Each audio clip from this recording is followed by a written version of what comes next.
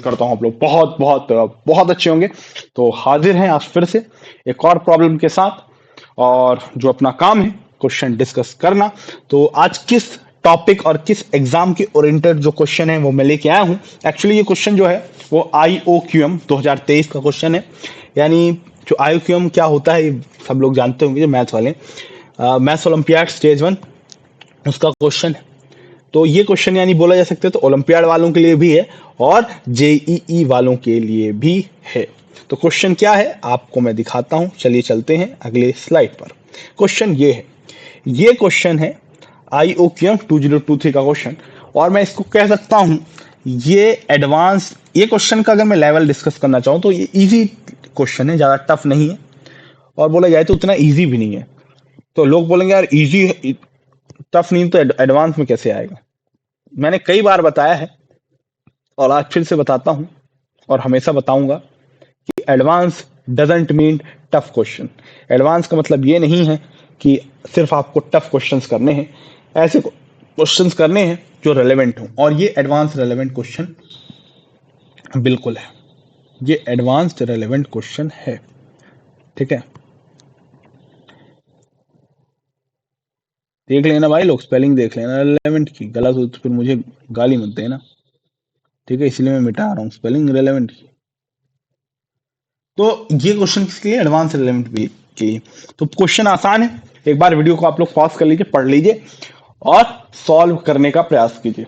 Most probably हो जाएगा, अगर नहीं होता तो आप इसका वीडियो सॉल्यूशन तो देखिएगा, तो हाँ भाई तो बताएगा ही सॉल्यूशन। चलिए स्टार्ट करते हैं सॉल्यूशन के साथ, ठीक ठीक है दोस्तों। तो सॉल्यूशन देखते हैं। पहले तो इसको मैं क्वेश्चन को, हमेशा मेरा जो मोटिव रहता है कि मैं क्वेश्चन अच्छे से रीड करूं और आपको पूरा क्वेश्चन समझा दूं। क्या बोला, let n be a positive integer. Positive integer यानी नेचुरल नंबर ही है। जो n की जो रेंज दे रखी है वो दे रखी है 1 से 1000 तक, ठीक है। n की रेंज दे रखी है। Let mn be the number of integer in the set. इस सेट में जितने नंबर ऑफ इंटीजर आते हैं वो क्या कहलाएंगे, mn कहलाएंगे, ओके। और mn की जो मैक्सिमम वैल्यू है ना, वो है a, और mn की जो मिनिमम वैल्यू है वो b है। तो अपने को a माइनस बी निकालना पड़ेगा। चलिए आइए देखते हैं, सॉल्व करते हैं। सबसे पहले अगर मैं बात करूं, n की जो रेंज है वो 1 से 1000 है, यानी अपने को सारे सेट को एनालाइज करना पड़ेगा। यानी n की जो रेंज है 1 से 1000 है, यानी n की जगह अगर मैं 1 रखता हूं, n की जगह अगर मैं 1 रखता हूं तो x1 की वैल्यू क्या आ जाएगी, x1 की वैल्यू आ जाएगी, n की जगह 1 रखा तो ये √5 आएगा। इस जहां जहां भी n दिख रहे हैं वहां क्या मैं रख रहा हूं, 1 रख रहा हूं। तो जब इस सेट में जब मैंने क्या रख दिया, 1 रखा, तो 5 √5 आया, फिर √6, √7, √8, √9 एंड सो ऑन। कहां तक, जब 1 रखूंगा तो 1004 आएगा, ठीक है। ठीक है, ये हो गई अपनी x1 की वैल्यू। अगर मैं x2 रख दूं, x2 रख दूं, तो यहाँ पे जहां जहां भी n दिख रहा है वहां पे क्या रखना है, 2 रखना है। तो कितना हो जाएगा, 9 हो जाएगा, बताइए। 4 2 8 और 9, ठीक है। फिर √10, √11 सो ऑन, कहां तक, 1008 तक, ठीक है दोस्तों, ठीक है। अब सो ऑन, n की जो रेंज है वो कहां तक है, वो 1000 तक है, यानी x1000 कितना हो जाएगा, x1000 हो जाएगा, जहां पे n दिख रहा है वहां पे 1000 पुट करना है, यानी पहला एलिमेंट यहाँ पे कितना हो जाएगा, 4001, दूसरा एलिमेंट हो जाएगा 4002, ऑन सो ऑन, जो लास्ट एलिमेंट होगा वो हो जाएगा 5000, ठीक है।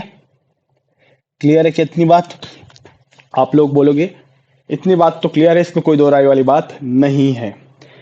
अब यार दिक्कत आ रही है लोगों को कि यहाँ पे M1 की वैल्यू कैसे निकालें? एक्चुअली देखिएगा, Mn क्या है? Number of integer in Xn, यानी M1 क्या होगा?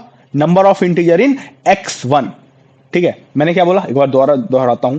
जो Mn है वो number of integer in Xn है, यानी जो M1 होगा वो number of integer in X1 होगा। इतनी बात क्लियर है कि नहीं भाई? बहुत सिंपल लैंग्वेज मैंने समझाया।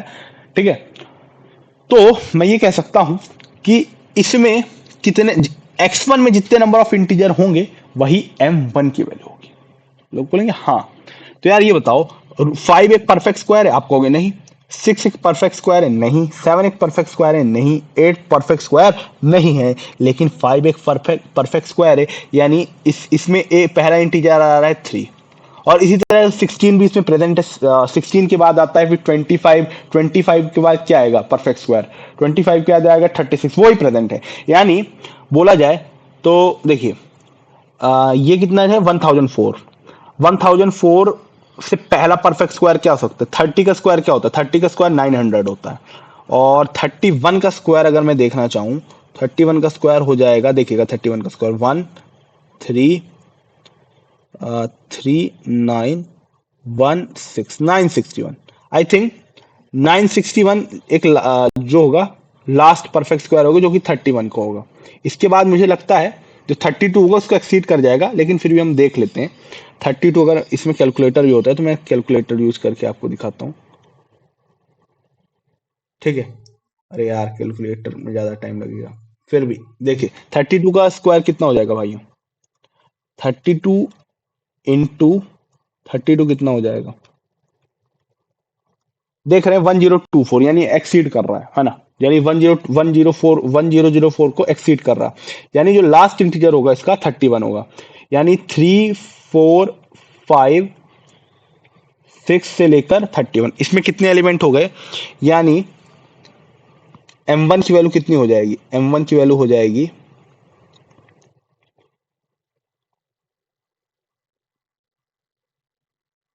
M1 की वैल्यू कितनी हो जाएगी?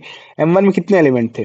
M1 में कैसे एलिमेंट निकालेंगे? 3 है, 4 है, यानी हम बोल सकते हैं 29 एलिमेंट्स हैं। लोगों को नहीं समझ में आया तो लोग ऐसा कर सकते हैं, कल जब छोटा था मुझे थोड़ा कम समझ में आता था तो मैं ऐसे करता था, 3 4 5 6, और कहाँ तक है? 31 तक। तो अपने को एपी का फॉर्मूला पता है। एपी की एनएट टर्म का एनएट टर्म होता है a is equal nth term a n is equal to a plus n minus 1 d. तो मैं इसको ऐसे लिखता हूँ, 31 को लिखता हूँ 31 इज इक्वल टू, ये एनएट टर्म है, और फर्स्ट टर्म है 3 n minus 1 number of terms into common difference 1। तो ये इधर जाएगा तो ये हो जाएगा कितना? ये हो जाएगा 28 n माइनस 1, और ये हो जाएगा n की वैल्यू हो जाएगी 29। ये मैं जब छोटा था तब करता था, लेकिन अब थोड़ा सा मुझे समझ में आने लगा है, और ये समझ में आना भी बहुत आसान है कि गिन सकते हैं आप यहाँ पे 29 एलिमेंट है। ठीक है, यानी M1 में जो एलिमेंट आ गए हैं, जो M1 में नंबर ऑफ एलिमेंट्स हैं वो है 29।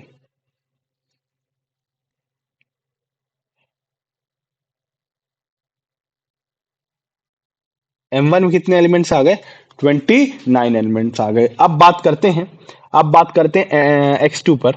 X2 में तो सेम वही प्रोसेस रिपीट होगा जो इसमें है, क्योंकि इस रूट एट के देखिए रूट 9 से ही तो परफेक्ट स्क्वायर बनना शुरू हुआ, और वहीं से X2 स्टार्ट हुआ, और जो लास्ट यहाँ पे बनेगा वो 31 बनेगा, जो और 32 1024 एक्सीड कर जाएगा। यानी यहाँ भी पहला 3 होगा, फिर 4 होगा, फिर इसी तरह लास्ट क्या होगा? 31। यानी M2 में भी कितने एलिमेंट आ गए?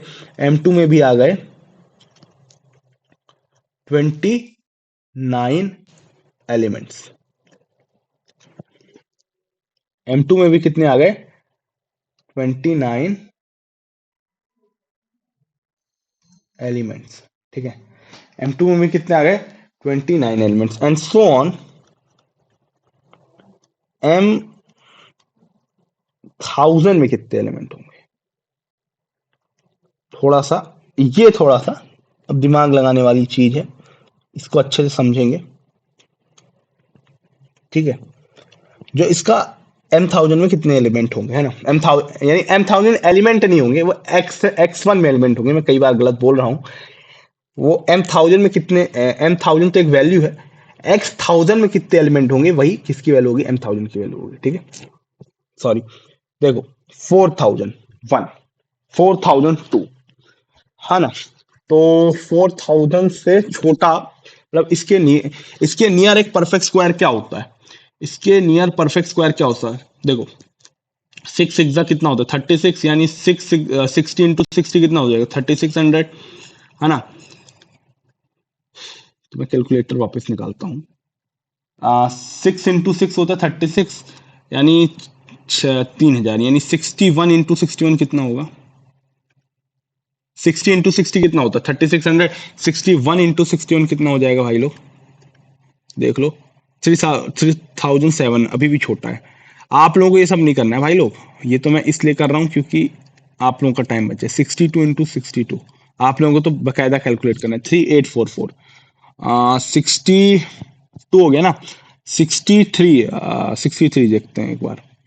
63 × 63, 3969, ठीक है 3969। अभी ये भी अब देखते हैं 64 × 64, हाँ 4096, अच्छा ठीक है 4096, यानी पहला एलिमेंट 4096 यहाँ पर कहीं होगा, बहुत आगे यहाँ पर कहीं होगा 4096, यानी पहला जो इसमें इंटीजर एलिमेंट आएगा वो आएगा 64, फिर 64 के बाद 5000 है ना, 5000, तो 5000, ठीक है 5000, पहले ही बताओ 7 7 जा 49, यानी 7041, ठीक है, यानी जिसमें जो लास्ट एलिमेंट आएगा 70 आएगा, क्योंकि जो 71 है वो एक्सीड कर जाएगा जहां तक है। चेक कर लेते हैं 71, 71 कितना हो जाएगा 71 5041, यानी वो एक्सीड कर गया, यानी 64 से लेके 70, है ना। तो कितने एलिमेंट हो गए इसमें, 64 65 66 67 68 69 70, यानी इसमें 7 एलिमेंट हो गए। यानी m1000 में कितने हो गए, एलिमेंट मत लिखो, ये मैं गलत लिख रहा हूँ। m1000 की जो वैल्यू होगी वो कितनी होगी, m1000 की जो वैल्यू होगी वो 9 होगी, m1000 की जो वैल्यू होगी वो 9 होगी, ठीक है। m1000 की जो वैल्यू होगी वो 9 होगी, ठीक है।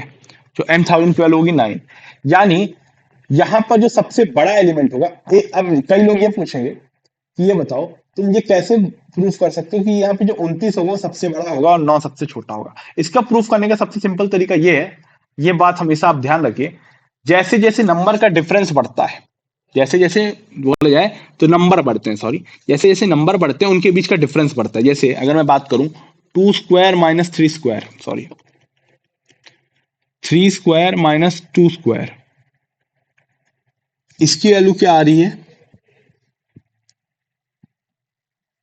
इसकी वैल्यू कितनी आएगी, 5 आएगी, 9 - 5, और 4² - 3², 16 - 9, ये कितना हो जाएगा, 16 - 9 कितना हो जाएगा, बता दो कितना हो जाएगा, 9 हो जाएगा। वैसे ही जैसे जैसे नंबर बढ़ते हैं वैसे वैसे इनके बीच का डिफरेंस, यानी जैसे नंबर दूर होते जाएंगे वैसे ही जैसे नंबर बड़े होते जाएंगे वैसे ही बहुत दूर दूर पे हमें परफेक्ट स्क्वायर मिलेंगे, हम ऐसा कह सकते हैं। तो यहाँ पे बोला जा सकता है जो 29 होगा वो सबसे बड़ा नंबर होगा, एम जो यानी जो m1 होगा वो सबसे बड़ा होगा, यानी m1 जो होगा सबसे बड़ा होगा और m1000 जो होगा सबसे छोटा होगा। यानी जो सबसे बड़ा एलिमेंट है वो है 29 और जो सबसे छोटा एलिमेंट है वो 9 है। यानी जो a की वैल्यू होगी, जो a की वैल्यू होगी वो होगी 29 और जो b की वैल्यू होगी वो होगी 7। यानी a की जो वैल्यू होगी वो हो जाएगी 29, और बोला जाए तो जो b की वैल्यू होगी वो कितनी हो जाएगी, बता दो दोस्तों, 9 हो जाएगी। और क्वेश्चन में भाई लोग आपसे पूछा था a - b, तो a - b तो यार सबको अब निकाल लेंगे, अब तो यार कोई सवाल बचा ही नहीं। a - b हो जाएगा 29, 7 एलिमेंट होंगे ना, कितने गिन लो यार, 64 65 66 67 68 69 70, 7 एलिमेंट, 7 होगा इसका आंसर। मैं 9 लिख दिया, गलती होगी, मिस्टेक, मैंने बोला 7 ही था, सॉरी। हाँ अब सही है, ये 7 हो जाएगा। तो a माइनस बी की वैल्यू हो जाएगी 29 माइनस 7, जिसके आंसर हो जाएगा 22। यानी जिन लोगों का भी आंसर 22 आया है, बधाई हो, वो बिल्कुल सही है। और मिलते हैं नेक्स्ट वीडियो में, तब तक के लिए जय हिंद जय भारत। ठीक है दोस्तों।